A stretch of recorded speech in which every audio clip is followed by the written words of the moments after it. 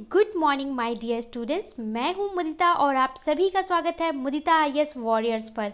Class 9th की worksheet number 35 solve करने वाले हैं आज हम, और ये वर्कशीट 23 सितंबर 2020 की वर्कशीट है जिसे हम सॉल्व करेंगे। तो ज्ञान आ चुके हैं, जिज्ञासा आ चुकी हैं और हम लोग क्वेश्चन भी सॉल्व करने वाले हैं। आप लोग कहाँ हैं? अगर आप लोग आ चुके हैं तो कमेंट बॉक्स में प्रेजेंट लगा दें विद योर नेम कि my name is this and I am present ma'am.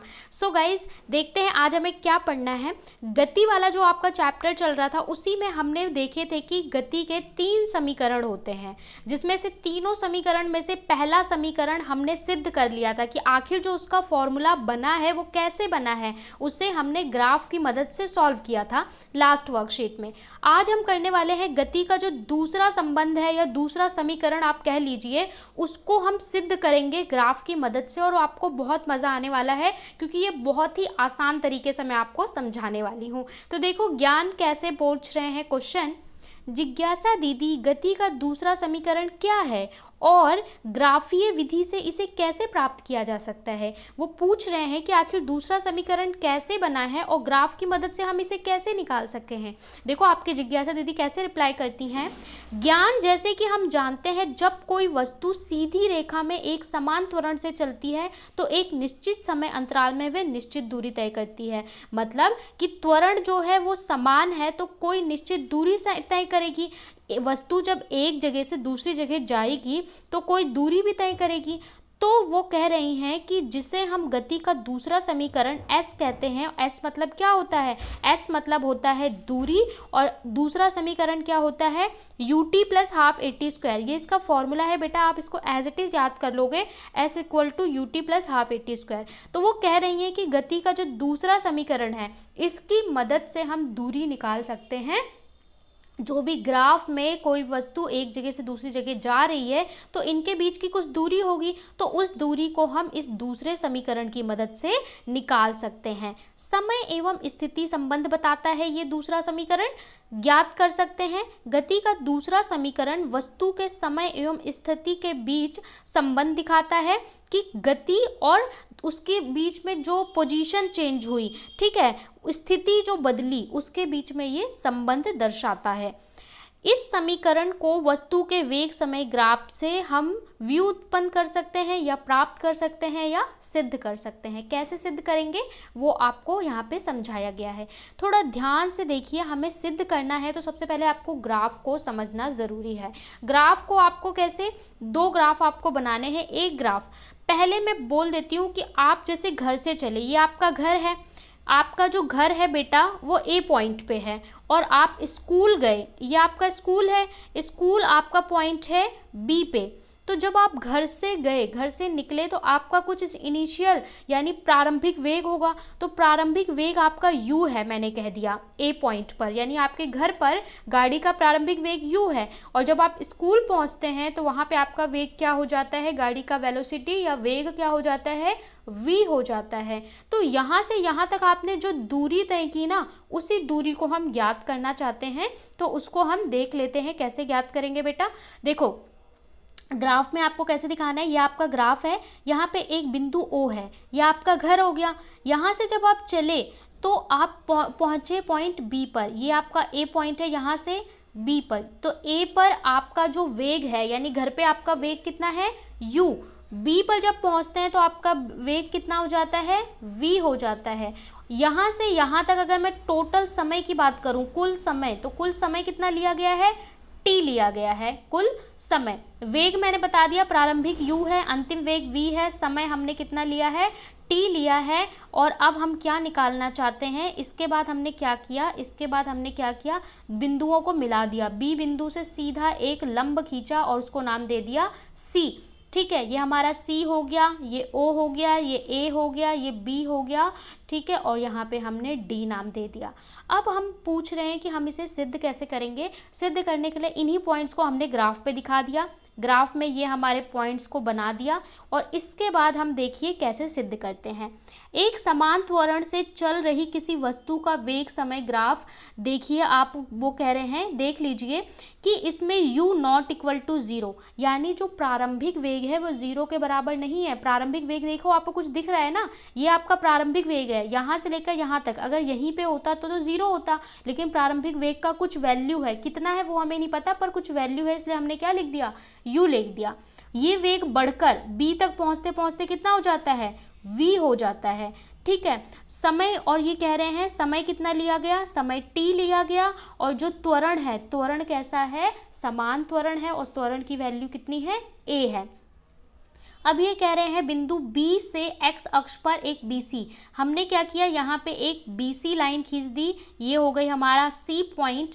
इसके बाद ये कह रहे हैं कि हम जानते हैं कि अगर हमें दूरी निकालनी है तो ग्राफ में हम दूरी कैसे निकालते हैं बेटा, ग्राफ को आपको याद होगा हम दूरी कैसे निकालते हैं कि अगर हमें क्षेत्रफल पता चल जाए, पूरा जितना भी इस बिंदु के बीच में A और B के बीच में जितना क्षेत्रफल आ रहा है, अगर हम इसका क्षेत्रफल निकाल लें तो वही इसकी दूरी होती थी। तो क्षेत्रफल आप ध्यान से देखिए, एक क्षेत्रफल ये क्या है, एक आयत है और एक त्रिभुज है, तो आयत का क्षेत्रफल प्लस त्रिभुज का क्षेत्रफल अगर हम निकाल लें तो हम सिद्ध कर सकते हैं क्या, गति का दूसरा समीकरण। वही यहाँ पे किया गया है। कैसे किया गया है, देखिए यहाँ पे कहा गया है कि क्षेत्रफल OABC, OABC, ठीक है, इस ये क्षेत्रफल प्लस त्रिभुज का क्षेत्रफल, तो आयत का OAADC, ये आपका O है, ये D है, ये A है, ठीक है, ये C है, ये एक आयत है,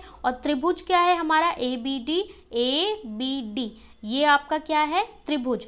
तो त्रिभुज का क्षेत्रफल प्लस आयत का क्षेत्रफल को अगर हम ऐड कर दें तो हमारा क्या निकल जाएगा, हमारा निकल जाएगा दूरी। दूरी इसके अंदर जितना भी, इस जो डायग्राम बन रहा है इसके अंदर जितना भी दूरी है, अगर हम क्षेत्रफल निकाल लें तो हमें पता चल जाती है। दूरी को हम क्या लिख रहे हैं, s लिख रहे हैं। तो बेटा देखो, अगर आपको आयत का क्षेत्रफल निकालना है तो कैसे निकालते हैं, लेंथ इंटू ब्रेथ, और आयत आपका क्या है, AOCD, ये आपका आयत है, तो इसकी लेंथ कितनी होगी, OA इसकी लेंथ होगी, तो OA इंटू OC, ठीक है, OC क्या हो गया, इसका ब्रेथ हो गया। त्रिभुज का आप क्षेत्रफल कैसे निकालोगे, half into base into height, तो हाफ इंटू बेस कितना हो गया, AD, और हाइट कितना हो गया, ये BD, इसकी क्या हो गई, हाइट हो गई। तो वही हमने लिख दिया और इसको क्या दे दिया, इसको 1 नंबर दे दिया इस इक्वेशन को। इसके बाद अगर हम ये सारी वैल्यू पुट कर दें, कौन सी वैल्यू, हम जानते हैं कि OA की वैल्यू कितनी है, U है, और हम जानते हैं कि ये इसकी वैल्यू कितनी होगी, t होगी, क्योंकि ये इतना कुल समय है। अगर हम सारी वैल्यू पुट कर दें तो हम क्या निकाल सकते हैं, हम इस समीकरण को हल कर सकते हैं। देखो वही वैल्यूज आपको दे रखी हैं, OA की वैल्यू कितनी है, U, OC और AD कितना है, टोटल समय है, टाइम की वैल्यू कितनी है, t, BD की वैल्यू कितनी है, AT, ठीक है, BD जो है A एक्सीलरेशन यानी त्वरण, और T टाइम, तो उसकी वैल्यू कितनी है, AT है, ठीक है। और यहाँ से भी आप जानते हो कि BD अपॉन T क्या होता है, A होता है। तो अगर हम ये सारी वैल्यू इस समीकरण 1 में रख देते हैं तो हमें मिल जाएगा, तो S इक्वल टू U, ठीक है, हमने रख दी, OA की जगह पे U रख दिया, OC की जगह पे T रख दिया, हाफ इंटू T ये इसकी जगह पे रख दिया, और BD की जगह पे AT रख दिया। जब आप मल्टीप्लाई करोगे तो UT प्लस हाफ, यहाँ पे 2 T हैं तो T स्क्वायर बन जाएगा, तो S equal to UT plus half AT square. यही तो हमारा दूसरा समीकरण था, इसको हमने सिद्ध कर दिया, यानी कि प्राप्त कर लिया या हल कर दिया या सिद्ध कर दिया या व्युत्पन्न कर दिया, ठीक है, कुछ भी कह सकते हैं। यहाँ पे समीकरण में अगर मैं बात करूँ तो U क्या होता है, प्रारंभिक वेग, A होता है त्वरण, ठीक है, इसके अलावा S जो दूरी आप तय करते हैं, और T समय। अब आप बोलेंगे इसका हम साइंस में ये मैथ्स क्यों पढ़ रहे हैं, तो इसकी मदद से जितनी भी समस्याएं होती हैं, यानी कि आपको दूरी निकालनी है, वेग निकालना है, तो इस फॉर्मूले की मदद से आप बहुत आसानी से निकाल सकते हैं। और ये आप फिज़िक्स है तो फिज़िक्स में, भौतिकी में तो आपको सवाल करने ही पड़ते हैं। अब आपको एक इसी पे बेस्ड एक क्वेश्चन दे रखा है, इस क्वेश्चन को देखिए, पिछली वर्कशीट में जो क्वेश्चन था उसी क्वेश्चन में थोड़ा सा और ऐड करके पूछा गया है। देखो किसी जलती बस पर ब्रेक लगने पर गति की विपरीत दिशा में 6 मीटर पर सेकंड का त्वरण उत्पन्न होता है। यानी आपकी जो बस है वो इस दिशा में चल रही है, जैसे ही उस पर ब्रेक अप्लाई करते हैं तो आप पीछे को थोड़ा सा झटका खाते हैं और उसके बाद आपकी जो बस है वो रुक जाती है। तो जब बस चल रही थी तो उसका जो त्वरण था वो कितना था, 6 मीटर पर सेकेंड स्क्वायर, ये इसका वेग था। जब ब्रेक लगता है तो कुछ टाइम लेता है, आप थोड़ा पीछे झटका खाते हैं, उसके बाद बस स्टेबल होती है। तो इसको ये करने में कितना टाइम लगता है, 2 सेकंड का टाइम लगता है। इसमें बोला है उसमें समय, तो आपको ये बताना है कि इतने समय में बस ने कितनी दूरी तय की। तो आपको पता है कि अंतिम वेग क्या होगा, अंतिम वेग 0 होगा। क्यों, अंतिम में बस क्या हो गई, रुक गई, तो उसका वेग क्या होगा, 0। टाइम कितना है, 2 सेकंड टाइम लिया गया है। प्रारंभिक वेग यानी u कितना होगा, u हमें पता नहीं है इसलिए निकालना है। u हम कैसे निकालेंगे, और दूरी भी निकालनी है। तो u कैसे निकालेंगे, जो पहला समीकरण है v equals to U plus A T, यहाँ से हमने, आपको याद होगा यहाँ से हमने हल किया था कि इसकी वैल्यू 0 रख दो, यहाँ पे आप u रख दो a, और टाइम को 6 इंटू 2, 6 2 जा 12, तो 12 मीटर पर सेकेंड ये आपका u मिल गया था। जैसे ही आपको u मिल जाएगा, प्रारंभिक वेग मिल जाएगा, आप इस समीकरण में s equal to U T plus half A T square में वैल्यूज रख दोगे तो आपको दूरी ज्ञात हो जाएगी। अब आपको u भी पता है, t भी पता है, हाफ a भी पता है, t भी पता है। देखो तो यहाँ पे आप सारी वैल्यू रख दोगे। u की वैल्यू कितनी निकली है, 12 इंटू टाइम कितना है, टाइम है हमारा 2, तो 12 2 जा 24 प्लस हाफ, एसिलरेशन 6 है, और टाइम का स्क्वायर यानी कि 2 का स्क्वायर, तो 24 माइनस 2, तो यहाँ पे आपका आ जाएगा 12 मीटर आपकी दूरी आ जाएगी। तो आपकी दूरी भी कितनी आई है, 12 मीटर आपकी दूरी आई है। s मतलब दूरी होता है, तो दूरी आपकी 12 मीटर आंसर आएगा। ठीक है, अब आपको 3 क्वेश्चन दिए गए हैं। गति का पहला और दूसरा समीकरण लिखिए। यहाँ पे आपको गति का पहला दूसरा समीकरण लिखना है। गति के दूसरे समीकरण को वेग समय ग्राफ से व्युत्पन्न कीजिए, यानी आपको सिद्ध करना है जो हमने यहाँ पे किया। और तीसरे में आपको एक क्वेश्चन दिया है वो सॉल्व करना है। चलिए सॉल्यूशन की ओर देखते हैं। पहले क्वेश्चन में पूछा है गति का पहला और दूसरा समीकरण लिखिए, तो आप लिख देंगे। आपको पता है 3 होते हैं, 2 पूछे हैं। गति का पहला समीकरण वेग समय में संबंध दिखाता है, क्या होता है, v equals to U plus A T. गति का दूसरा समीकरण क्या होता है, समय और स्थिति में संबंध दिखाता है, s equal to U T plus half A T square. यहाँ पर जहाँ पर u क्या होता है, वस्तु का प्रारंभिक वेग, वस्तु का अंतिम वेग, और a होता है हमारा समान त्वरण, s होता है तय की गई दूरी, और t होता है समय। तो ये आपका पहला आंसर है। जब भी आप कोई समीकरण लिखते हैं तो उसमें आप यूज जो कर रहे हैं SUAT, वो क्या दर्शाता है उसको भी इस तरीके से लिखना ज़रूरी होता है। तो ये आपका पहला आंसर है। स्क्रीनशॉट ले सकते हैं। सारे आंसर आपको टेलीग्राम पे भी प्रोवाइड करा दिए जाते हैं, तो आप वहाँ से भी जाकर अपनी सारी वर्कशीट के सॉल्यूशन कर सकते हैं। और टेलीग्राम का जो लिंक है वो डिस्क्रिप्शन में दिया गया है। दूसरा क्वेश्चन देखते हैं। गति के दूसरे समीकरण को वेग समय ग्राफ से सिद्ध कीजिए या व्युत्पन्न कीजिए। तो सबसे पहले आपको ग्राफ बनाना है। ये ग्राफ आप कॉपी में बना सकते हैं। ये वाला अगर आपके पास ग्राफ पेपर है तो उस पर ड्रॉ करके उसके बाद पेस्ट कर सकते हैं। दोनों ही आपको सॉल्यूशन में बनाने हैं, यानी उत्तर में पहले आप दोनों ग्राफ बनाएंगे फिर सिद्ध करेंगे। अब आप ध्यान से देखो, ये आपका पॉइंट क्या है, O, और ये आपका पॉइंट है C, ये है B, ये है A, ठीक है, और ये है B और ये है D। अब देखो आप कि जो O से A तक ये प्रारंभिक वेग कितना है बेटा, U है, और यहाँ पे C से लेकर D तक भी वेग कितना होगा, U होगा। पूरा वेग, अंतिम वेग, ये कितना आता है, V। टोटल समय की मैं बात करूँ तो T, ठीक है। और ये आपका क्या दिखा रहा है, ये आपका त्वरण दिखा रहा है। जो हमारी रेखा होती है वो क्या दिखाती है, त्वरण दिखाती है। अब आपको क्षेत्रफल निकालना है, तो आपको इस त्रिभुज का क्षेत्रफल प्लस इस आयत का क्षेत्रफल, अगर आप दोनों को जोड़ दो तो आप दूरी ज्ञात कर सकते हो। तो पहले आप दोनों डायग्राम को बना लोगे अच्छे से ग्राफ पे। इसके बाद आपको सिद्ध करना है। कैसे सिद्ध करना है, पहले आप लिखोगे कि जो चीज़ें आपको दी हैं उसको मानोगे। मैथ्स में मानते हैं ना, लेट करते हैं। मान लीजिए वस्तु का प्रारंभिक वेग बिंदु A पर, A बिंदु पर प्रारंभिक वेग कितना है, U, और U is not equal to 0, U है और U 0 के बराबर नहीं है। वस्तु का अंतिम वेग कितना है, B है, B पर कितना है, V है।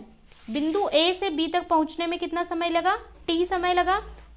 समान त्वरण की वैल्यू कितनी है, A है। अगर बिंदु A से एक्स अक्ष पर एक लंब खींचो BC। तो हमने नीचे तक मिला दिया, उसको नाम C दे दिया। हम जानते हैं कि वस्तु के द्वारा तय की गई दूरी, जिसको हम S कहते हैं, वेग समय ग्राफ से निश्चित समय t में AB के नीचे घिरे क्षेत्र OABC द्वारा प्राप्त की जाती है। यानी कि जो भी पूरा नीचे क्षेत्रफल आएगा, उस क्षेत्रफल को अगर हम ज्ञात कर लें तो वही हमारी क्या होती है, बिंदु A से बिंदु B के बीच की दूरी। तो हमारा बिंदु A यहाँ पे है, B यहाँ पे है, तो इसके अंडर में जितना भी क्षेत्रफल आ रहा है वो अगर हम निकाल लें तो हमें दूरी पता चल जाएगी। तो दूरी क्या होगा, वस्तु द्वारा तय की गई दूरी OABC का क्षेत्रफल होगा। आगे इसको कैसे हल करेंगे, S आयत OADC का क्षेत्रफल प्लस त्रिभुज ABD का क्षेत्रफल। अब यहाँ पे आपको पता है आयत क्या होता है, OA इंटू OC, यानी कि लेंथ इंटू ब्रेथ। लेंथ हमारा OA है और OC क्या है, ब्रेथ है। त्रिभुज का क्या होता है formula, half base into height AD into BD। इसको हमने नाम 1 दे दिया, पहली इक्वेशन। अब पहली इक्वेशन में सारी वैल्यू पुट कर दीजिए। U यहाँ पर क्या है, OC और AD। यहाँ पर आप देखो U वैल्यू OC और AD की U है, टाइम आपको पता है T है, BD क्या किसके बराबर है, AT के बराबर है। तो यहाँ पे आप सारी वैल्यू रख दो तो आपका ये सॉल्यूशन हो जाएगा। S इक्वल टू यहाँ पे आपको क्या रखना है, समीकरण में अपनी वैल्यू रखनी है OA और OC की जगह पे U इंटू T। OC की वैल्यू T और OA की वैल्यू A। इसके बाद हाफ AD की वैल्यू कितनी है T और BD की वैल्यू कितनी है, BD की वैल्यू 80। जब आप इसको मल्टीप्लाई करोगे तो यहाँ पे आपका हो जाएगा U into T UT half 80 square. तो ये आपका क्या आ गया, ये आपका पूरा हैंस प्रूफ यानी सिद्ध हो गया।